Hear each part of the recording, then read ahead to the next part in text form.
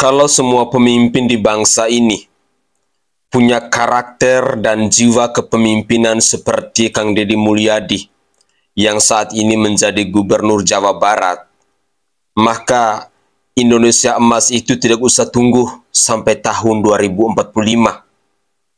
Tetapi mungkin dalam waktu 5 atau 10 tahun, Indonesia Emas itu akan menjadi kenyataan. Assalamualaikum warahmatullahi wabarakatuh. Salam Om Swastiastu. Namo Buddhaya, salam kebajikan dan salam sejahtera untuk kita semua. Pemirsa sekalian, berbicara tentang Gubernur Jawa Barat, sampai kapanpun saya pikir tidak pernah ada habisnya. Karena ada begitu banyak kebijakan, ada begitu banyak keputusan, ada begitu banyak gebrakan-gebrakan baru yang beliau lakukan setiap hari. Dalam cuplikan video berikut ini, beliau mau menyadarkan kita, masyarakat Indonesia, dan terlebih khususnya kepada masyarakat Jawa Barat, perihal tentang kesehatan. Dan ini menjadi catatan penting untuk semua para dokter yang ada di negara Kesatuan Republik Indonesia ini. Tolonglah, jangan terlalu ambisi. Kasihanlah dengan rakyat yang miskin papa, dengan rakyat yang hidupnya masih di bawah garis kemiskinan. Jangan kalian perlakukan rakyat seperti yang disampaikan oleh Kang Deddy Mulyadi berikut ini. Mari kita simak terlebih dahulu cuplikan video berikut ini. Coba dokter nu ngarobah kelahiran biasa demi duit dirobah jadi sesar. Punten, kan kuring mah tukang ngurus. Apal loba dokter anu oknumnya anu itu sebenarnya bisa normal, tapi normal mah murah, sesar mah 25 juta. Di jelema awal waktu kelahiran geus aya eksploitatif hawa nafsu dunia. Sanajan dokter eta umroh tiap tahun, lamun waktuna normal dirubah jadi sesar, cek kuring umrohna centang tuh ditarima bisa jadi umrohan, malah umroh make duit nu leutik nu ceurik, ngajual kebun, ngajual sawah, ngajual harga dirina jeung mayar sesarna. Bangkong di kongkorong kujang kacai mawa camet. Saha nu ngajarkeun keikhlasan di lahiran para haji. Kumaha para haji diteang tengah peuting make obor diketok mah budak ieu pamajikan geus karasa nuturkeun teu ditanya ku para haji boga duit sabaraha mana DP-na henteu. Diurus make rasa jeung make cinta, hayo geura babacaan sabisa-bisa. Diurus tapi kagubrakna aya nu salamet aya nu teu salamet, tapi lolobana mah nu salam. Geus kitu ditungguan tepi ka 40 poe dikemitan. Kade ulah sare geura kletukan eta siki jago. Kuring pulang nungguan cek kuring pengaju. Hayo diurut pinuh cinta dibere duit henteu. Beres 40 poe eta paraji tuntas tugasna dibere naon ukur dianteran bakakan sakitu-kitu. Apa paraji sangsara? Jadi tokoh terkemuka tiap desa hirupna ripuh henteu bagja. Aya hubungan emosional antara nu ngajuru jeung nu dijurukeun. Ayeuna kumaha ajaran urang asup ngeong-ngeong ke rumah sakit. Nah, DP heula cek orok teh aduh DP-na can kaluar. Tong kabiji lah geus sia teh. Geus ngajuru bingung keneh ku ae teu bisa bayar ka rumah sakit nu 25 juta kamari di Bandung. Ini sering kuring 14 juta, nu 13 juta, nu 15 juta, ini mah 25 geuning hujan. Kan loba nu rumah sakit nahan, emang tersangka orok teh. Nah ditahan, lamun ditahan biadab. Naon sababna dia biadab? Mungkin ditahan argo rumah sakit, mungkin ngagedean icin. Balikeun heula keun urusan paneuri KTP naon. Ayeuna mah tong nanan aya gubernur Jawa Barat. Oh aing diberes. Luar biasa.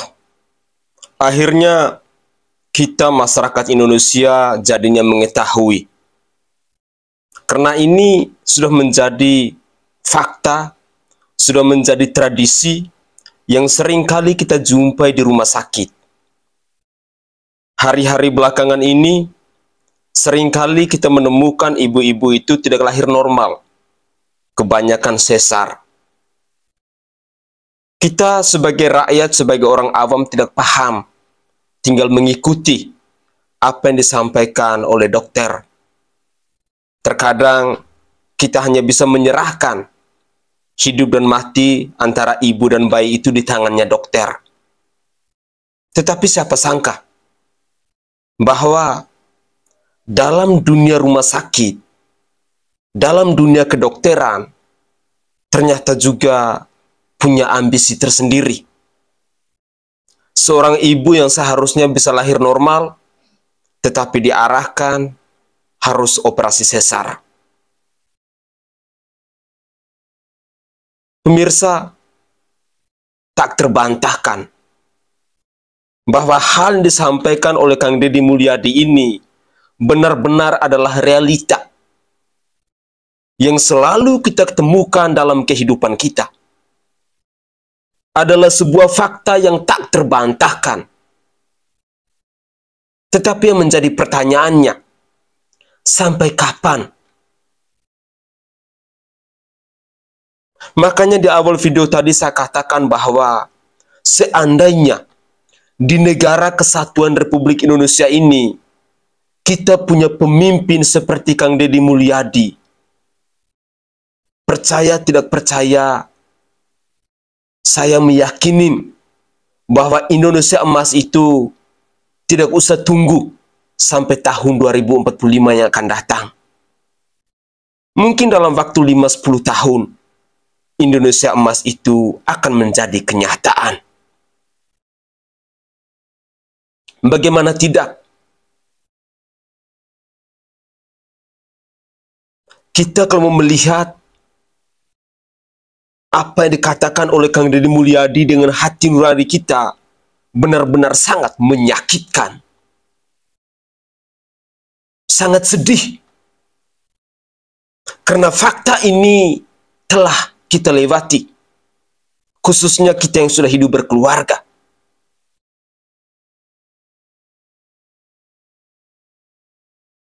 Saya berharap bahwa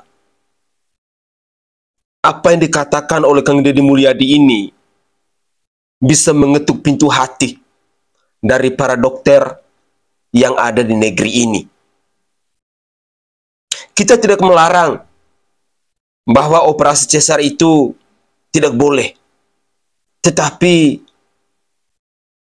jangan sampai terjadi hanya karena nominal angka uangnya. Kalau hal itu dilakukan berarti benar. Seperti yang dikatakan oleh Kang Deddy Mulyadi. Bayi saja masih di dalam kandungan sudah dieksploitasi. Sungguh sedih ketika kita mendengar apa yang dikatakan oleh Kang Deddy Mulyadi. Beliau menyampaikan hal ini pastinya beliau punya data. Beliau mengetahui tentang mekanisme, tentang prosedur yang terjadi di rumah sakit. Semoga saja hal yang disampaikan oleh Kang Deddy Mulyadi ini bisa mengetuk pintu hati dari mereka-mereka yang punya rumah sakit, dari para medis, dari para dokter yang ada di bangsa ini. Ayolah, wujudkan Indonesia sejahtera. Tunjukkanlah tentang kebaikan, tunjukkanlah tentang kebenaran. Jangan sampai masyarakat hidupnya susah, masyarakat hidupnya semakin merana, tetapi kelakuan dari orang-orang, entah itu dari medis, entah itu dari pejabat, sudah tidak menggunakan lagi hati nurani, tetapi lebih mengedepankan uang, uang, dan uang. Berikut ini ada satu catatan penting yang disampaikan oleh Kang Deddy Mulyadi, dan ini terlebih khusus kepada lembaga pendidikan. Kalau tadi di lembaga kesehatan, kali ini kita beralih ke lembaga pendidikan tentang kenapa ijazah anak SMA atau SMK atau madrasah itu selalu ditahan. Dan ini ada pesan khusus dari Kang Deddy Mulyadi kepada warga masyarakat Jawa Barat. Mari kita simak bersama-sama. Ini penting saya sampaikan mengenai sekolah-sekolah swasta di Jawa Barat, yaitu sekolah SMA, SMK, dan madrasah aliyah. Saya sampaikan bahwa ketika kemarin saya meminta agar ijazahnya segera diserahkan, kami itu sudah punya perhitungan. Nih, saya kasih tahu pada seluruh warga Jabar, sekolah-sekolah swasta di Jawa Barat setingkat SMA, SMK, madrasah aliyah itu mendapat bantuan dana operasional totalnya hampir 600 miliar dalam setiap tahun. Jadi kalau saya meminta agar ijazahnya diserahkan, artinya bahwa pemerintah provinsi itu sudah memberikan kewajiban untuk membantu siswa-siswa yang ada di Jawa Barat yang bersekolah di sekolah swasta. Nah, apabila sekolahnya belum mendapat bantuan dan ijazahnya ditahan, maka kami akan menghitung berapa biaya besaran tunggakan siswa dan kami akan membayarnya. Atau kalau ada argumentasi bahwa bantuan dari pemerintah provinsi dalam setiap tahun dalam jumlah 600 miliar itu tidak cukup untuk sekolah-sekolah swasta, sehingga siswanya juga yang nunggak harus ditahan ijazahnya, itu nanti kita bicarakan secara bersama sehingga kami akan mencari solusi yang terbaik. Dan kami bisa saja membayarkan, saya katakan sekali lagi, kami bisa membayarkan tunggakan siswa itu, dan itu akan dibayarkan dalam bentuk bantuan atau hibah dari pemerintah provinsi kepada siswa-siswa yang nunggak biaya sekolahnya. Jelas ya apa yang dikatakan oleh Kang Deddy Mulyadi. Semoga saja informasi ini bisa didengar oleh semua lembaga pendidikan setingkat SLTA. Jadi, kasus penahanan ijazah itu jangan terulang kembali. Karena memang selama ini seringkali kita mendengar, dan mungkin masih sampai hari ini hal itu terjadi, tentang penahanan ijazah. Dengan alasan mungkin uang sekolahnya belum lunas, dengan alasan mungkin uang pembangunannya belum dibayar dan lain sebagainya. Tetapi ya itulah, ternyata apa yang dikatakan oleh Kang Deddy Mulyadi ini mungkin ada benarnya. Dan saya berharap bahwa lembaga-lembaga pendidikan setingkat SLTA yang ada di Jawa Barat maupun masyarakat Jawa Barat, kalian semua harus mengetahui bahwa setiap SLTA, SMK maupun tingkat madrasah itu setiap tahun mendapat anggaran 600 miliar. Setiap tahun. Dan informasi ini sangat penting untuk masyarakat Jawa Barat. Kalian artinya punya kekuatan bahwa gubernur kalian itu sudah menyampaikan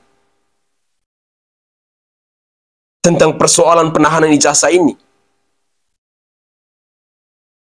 Dan cuplikan-cuplikan video seperti ini, atau video-video yang disampaikan oleh Kang Deddy Mulyadi seperti ini, tolong disebarluaskan, agar semua masyarakat Jawa Barat itu bisa mengetahuinya.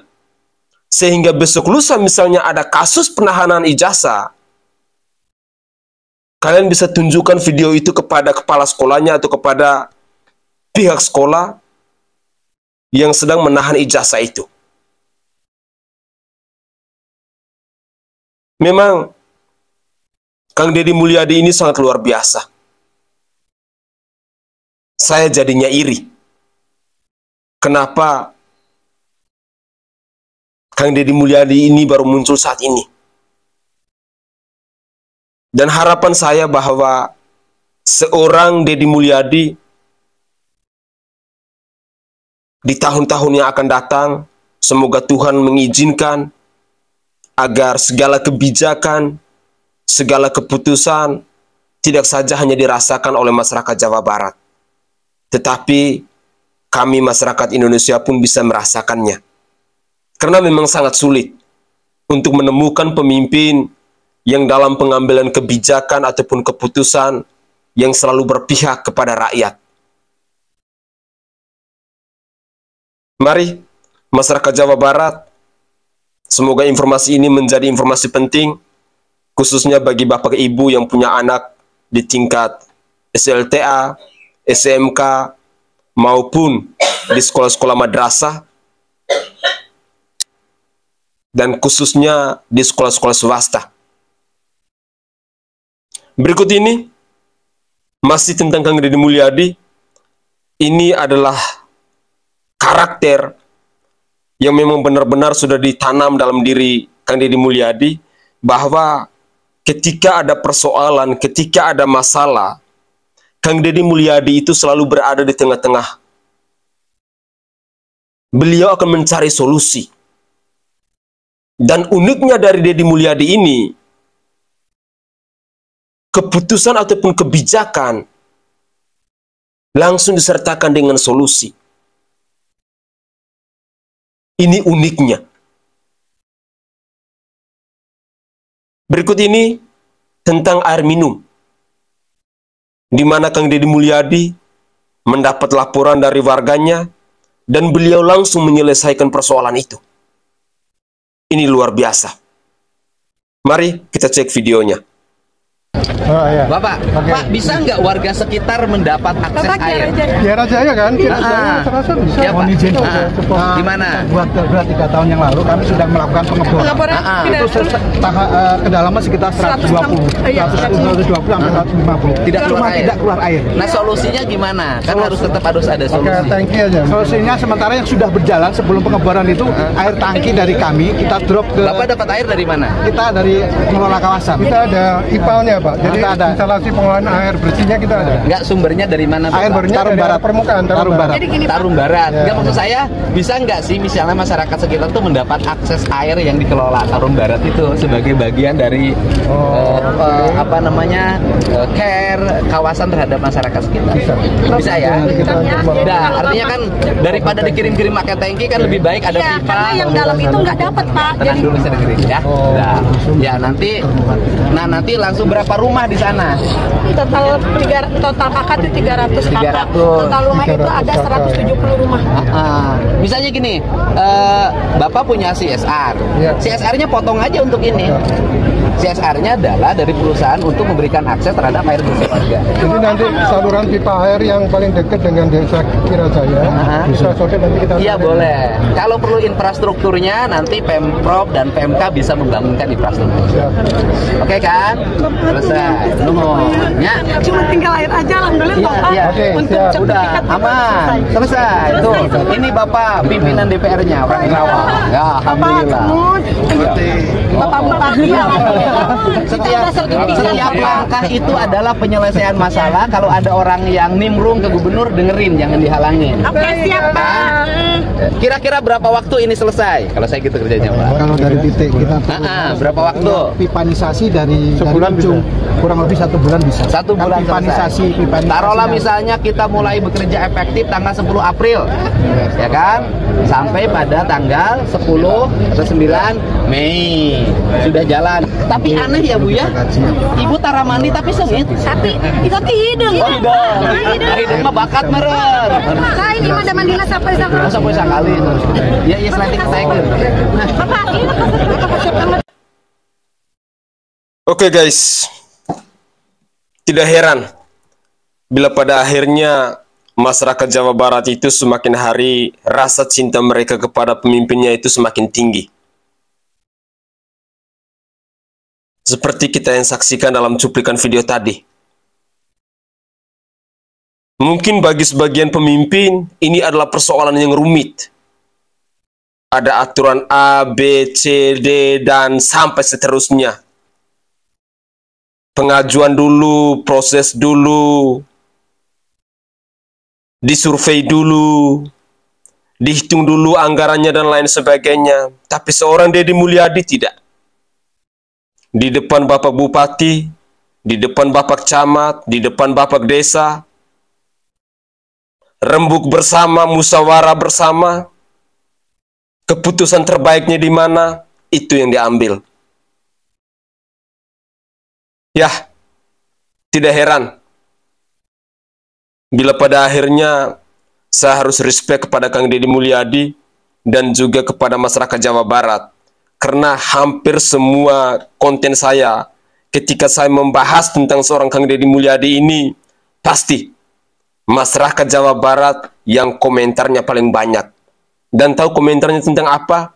Semuanya tentang Bapak Aing hebat, Jabar istimewa, Kang Deddy Mulyadi itu luar biasa, segala keputusan dan segala kebijakannya selalu berpihak kepada rakyat Jawa Barat.